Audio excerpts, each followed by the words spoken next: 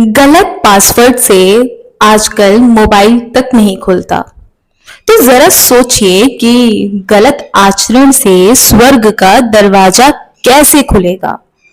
नमस्कार, आप सभी का स्वागत है मेरे YouTube चैनल एनलाइटन पाथवे में। आज की कहानी आपको ये बताएगी कि हमारे कर्मों का क्या प्रभाव पड़ता है हमारे जीवन पे। एक राज्य में गलत काम करने वाले पापियों का, जो पाप करने वाले, मन में द्वेष रखने वाले लोगों का आचरण था, वो बढ़ता जा रहा था। इस बात से राजा बहुत चिंतित थे कि उनके राज्य में इतने सारे पापी बढ़ते जा रहे हैं और इसका दुष्प्रभाव उनके मंत्रियों तक भी आ पहुंचा था। बुराइयां राजा के राज्य में बढ़ती जा रही थी। अपराध अपने हर सीमा को तोड़ता जा रहा था। राज्य में अच्छे लोगों की संख्या अब कम होने लगी थी और विश्वसनीय लोग तो बिल्कुल खत्म ही हो गए थे। तो एक बार की बात है कि राजा ने अपने दरबार में एक परीक्षा का ऐलान किया। राजा ने सोचा कि एक परीक्षा की जाए जिससे लोगों के बीच में एक संदेश को पहुंचाया जा सके। तो उन्होंने ऐलान किया कि फलाना तारीख को फलाना समय में किसी भी 3 मंत्रियों की परीक्षा होगी और वो कोई भी 3 मंत्री हो सकते हैं। उनका नाम मैं उसी दिन उसी क्षण बताऊंगा।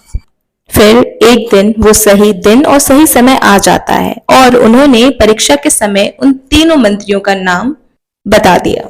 तीनों मंत्री को बुलाया गया और तीनों मंत्री घबरा रहे थे कि न जाने क्या परीक्षा होगी।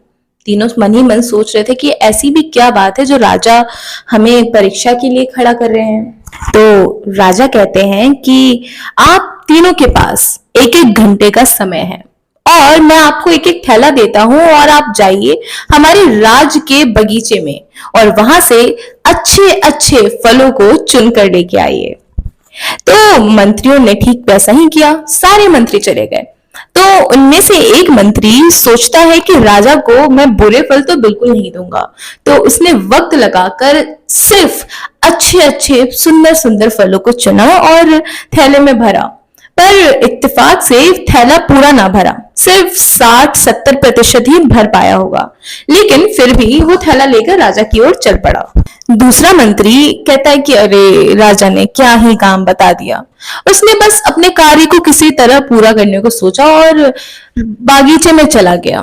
जैसे तैसे सारे फलों को वो डालने लगा। उसने ध्यान नहीं दिया, अच्छे बुरे सड़े गले हर तरह के फल उस थैले में डालता चला गया।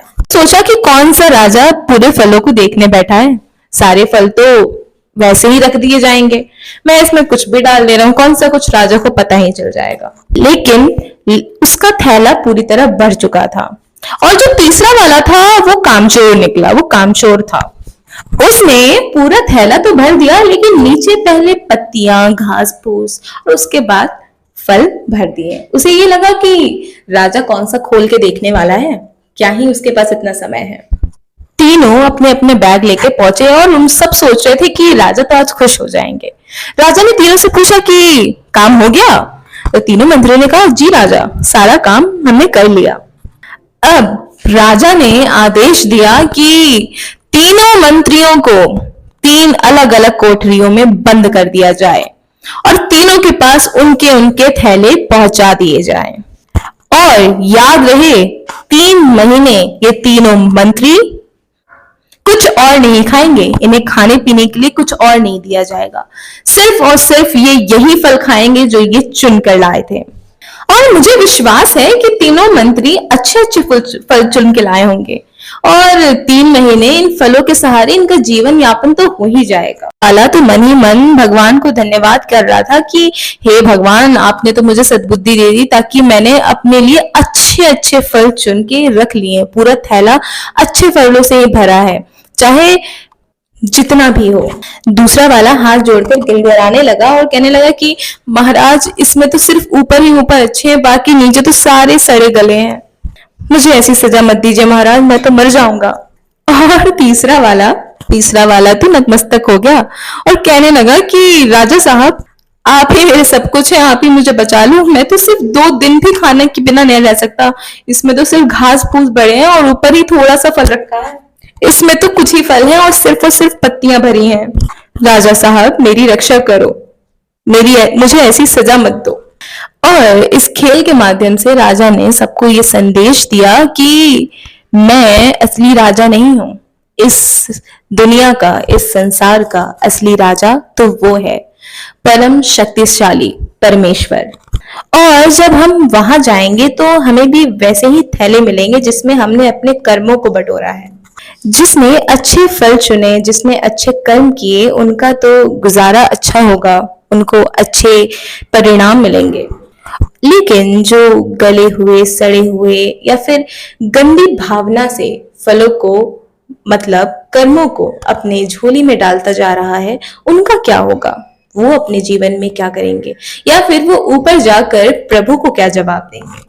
ये बहुत छोटी सी कहानी हमें ये बताती है कि दुनिया के राजा ने हमें मौका दिया है कि हम अपने लिए अच्छे अच्छे कर्म करके अपने कर्मों के झोले को भर सके, क्योंकि यही वो कर्म है जो हम कमाते हैं और यही वो कर्म है जिसका बोया हुआ हम खाते हैं।